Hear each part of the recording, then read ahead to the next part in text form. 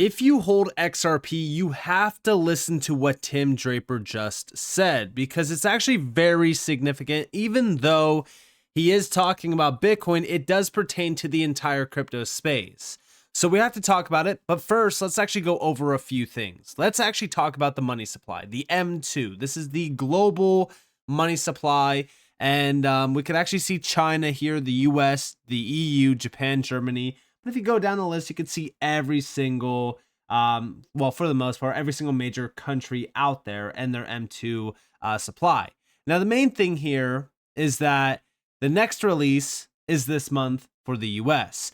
So far, we're actually starting to see an uptrend form here on the US chart, but we only have up to February so far. If we look at China, China's has been exploding over the last roughly 2 years, and everyone suspects that the US is about to catch up in a big way. Now, you might be saying, well, Nick, why are we talking about the M2 supply?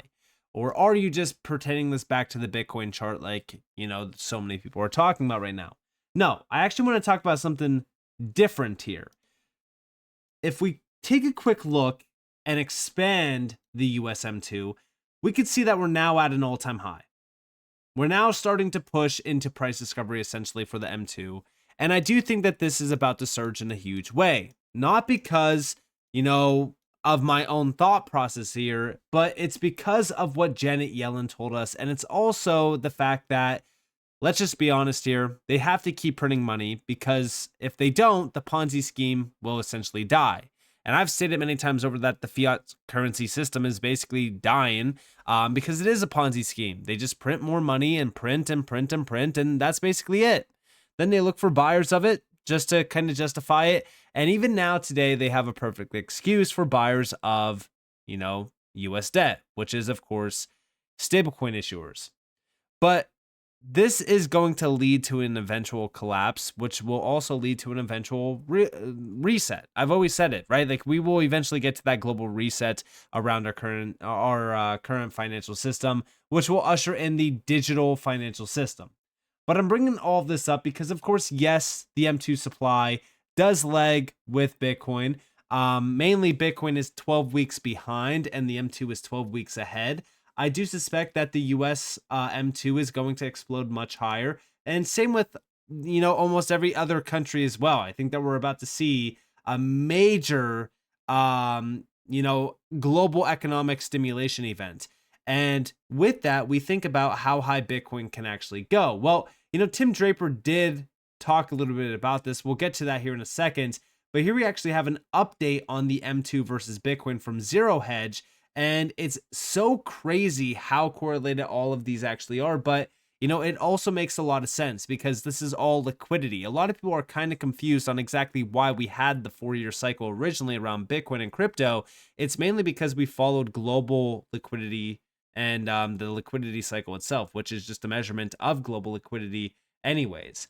So when we are thinking about that, right, we think that if we continue to see money being printed and we continue to see liquidity stimulate the economy, then Bitcoin is just going to go higher. And I do suspect that that will happen. Now, Tim Draper is a little bit, more bullish on Bitcoin itself. We have Bitcoin will replace the US dollar dominance in 10 years or less, says billionaire VC Tim Draper. Now, I do kind of want to argue this point simply because I do suspect that, stablecoin initiatives will probably be the main thing that really kind of erodes dollar dominance. But a lot of the stablecoins right now are tied right back to the US dollar anyways, so it technically actually supports dollar dominance anyways. But what about when we have euro stablecoins and yen stablecoins and things like that? Well, then it's a completely different story. But check this video clip out. What will eventually happen to US dollar dominance? Yeah, I eventually think that we will no longer have US dollar dominance over the long period, but that's over a long period of time. A ballpark estimate of how, when Bitcoin will replace the US dollar? 10 years, something like that. It may be a little less because there will be a moment. I mean, the good news here is that banks can now hold your Bitcoin and your fiat currency. And so if you desperately you're in a, like, you see it on social media, hey, we got to get rid of our dollars, we got to buy Bitcoin. You can do it pretty quickly online, but you don't want to be, in line at the banks trying to get your dollars out to put them into Bitcoin when there is a transformation. What will it? Now, on top of that, we also have over here that Tim Draper predicts that Bitcoin will hit $250,000 by year end and blast to infinity in a decade. Check it out. The price of Bitcoin, I did say 250,000 by the end of this year, but you go out 10 years and the answer is infinity against the dollar, because there won't be a dollar. There won't be a need to have a dollar. Once I can buy my food, my clothing, my shelter, pay my taxes all in Bitcoin, and it's a better way to collect taxes for sure, then there won't be any reason to hold on to any Bitcoin. I mean, to hold on to any dollars. And Bitcoin will be the primary source of owning wealth. The price of Bitcoin. Now, when we think about this, number one, price of Bitcoin, will it hit $250,000 by the year end? Who knows, right? The main thing here is the argument against fiat currency. Listen, I actually think that holding, utility-based projects outside of Bitcoin is extremely important because, yeah, I do think that the dollar is only going to continue to erode in value. I think that the purchasing power of the dollar will continue to collapse. And this is because of the nonstop printing. Because no matter what we see around these specific admins, right? It could be the Trump admin. It doesn't have to be the Trump admin. We continue to see the printer press turn back on. Even the Fed rate cut decision happening in June.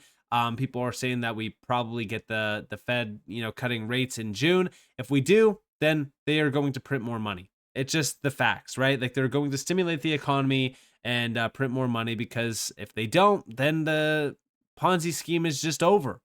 And I still think that crypto is that space, if you will, that you can go in and invest into legitimate projects to escape the Ponzi fiat system. When we think about XRP, right? I truly do think that XRP is probably one of the most efficient and one of the largest utility giants that we have in this space. I think that XRP is extremely valuable. It's been around for well over 10 plus years. It's one of the longest standing cryptocurrencies. It went through an SEC lawsuit. It went through all of this bearish, FUD and all these bearish headline articles. It got delisted from every single major platform. And guess what? It still remained in the top 10. That's something that we have to focus on. But also the utility around XRP and the, names that are tied back to XRP make it extremely sought after. And I think that as a retail investor, we should be focused on these types of projects, especially if you want to escape the fiat currency system. Now, talking more so about the fiat currency system, we're at 36, almost $37 trillion worth of US national debt. Okay. This is insane. And the actual budget here, right? The deficit is over $2 trillion. Now, if we're thinking about this, this does not sound sustainable, and it's not sustainable. But what's crazy is that if we go back to 2023, Janet Yellen said that they want to run up the debt to $50 trillion. Check this out. You're going to drive the debt from somewhere around $32 trillion up to about $50 trillion, correct? Yes, but what I believe is the single most important metric for judging the fiscal stance of the country is real net interest as a share of GDP. Okay. We have so are you concerned when GDP. you're taking the debt from 32 to $50 trillion? Are you concerned who's going to buy that debt, and also at what rate they'll expect to be compensated for buying riskier and riskier debt? Are you concerned about that? Well, if the real net interest cost of the debt remains low relative to GDP, and we're on a sustainable fiscal. Well, we're not on a sustainable path. And yeah, I mean, this is just ridiculous because again, it's not a sustainable path. They were talking about $32 trillion. This, I'm telling you guys, this is 2 years ago. $32 trillion compared to almost 7 trillion. We added almost $5 trillion in just 2 years alone. So when we are thinking about this, right, we immediately think, all right, well, if the dollar is just going to continue to get printed like this, we have to be investing into crypto projects that have a max supply, that have an insane amount of utility tied to them. And we also have to think ahead. I do agree with Tim Draper here. We have to think ahead. We have to think, 10 years, for an example. In 10 years, tokenization is going to be here in a huge way. We know over here that RWA tokenization is going to trillions much faster than you think. A new report from Security Token Market forecasts $30 trillion in asset tokenization by 2030, led by stocks, real estate, bonds, and gold. On top of that, we also have tokenized real estate to represent 15% of estate under management by 2030, ScienceSoft predicts. And then, of course, last but not least, MasterCard. Say goodbye to manual card entry. We're ushering in a new era of one-click online payments. This was back in March of this year, where they also said, and check this out, that's why working with banks, fintechs, merchants, and other partners to phase out manual card entry for e-commerce by 2030 in favor of a one-click experience that will work on any online platform. We initially focused on Europe, a leader in payments innovation, but we have expanded our ambition for one-click checkout to all markets by 2030. We are going to see a massive amount of not only adoption around tokenization, but around blockchain and DLT as well. Even here, they're addressing tokenization. MasterCard has been all in on crypto and blockchain for quite some time. Everything is changing. We're moving away from the fiat currency system, which is just a Ponzi scheme at this point.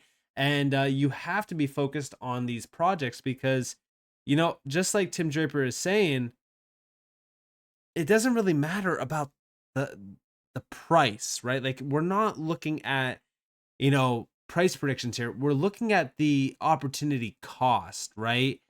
Like, it's so valuable right now to be in this space because of how early we are. In the next 5-10 years, things are going to look different, completely different. The cost around us, the cost of having, being able to buy a house or getting groceries or buying a car or anything, it's significantly increasing. And this is because of how much money is getting printed and the devaluation of the dollar itself. The purchasing power is pretty much collapsing. And the wages are not going up to off balance it. So we need to look into things like crypto so that we prepare ourselves for what's coming. And I do suspect that this is probably one of the best ways to prepare ourselves for financial freedom for the future because of what's happening right now around tokenization, around AI, blockchain and DLT. It's so crucial to focus on right now. But with that being said, I hope that you guys enjoyed this video. If you guys did, definitely leave a like, subscribe, turn notifications on because more free content. You guys are more than welcome to follow me on Twitter and join the free Discord in the description below. And with that being said, guys, this has been Nick. Thanks for watching. Peace out.